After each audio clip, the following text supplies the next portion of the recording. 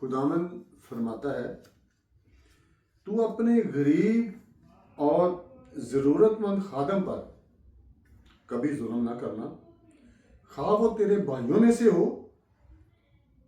खा उन परदेशियों में से जो तेरे मुल्क के अंदर, तेरी बस्तियों के अंदर रहते हैं। तू उसी दिन, इससे पहले कि आफताब गरूब हो, उसकी मजदूरी उसे देना, क्योंकि वो गरीब है और उसका दिल उसकी मजदूरी में लगा रहता है। ताना हो कि वो खुदावंद के आगे गिरियाजारी करे, खुदा के आगे फरियाद करे, खुदा के आगे रोए, और ये तेरे हक में गुनाह ठहरे।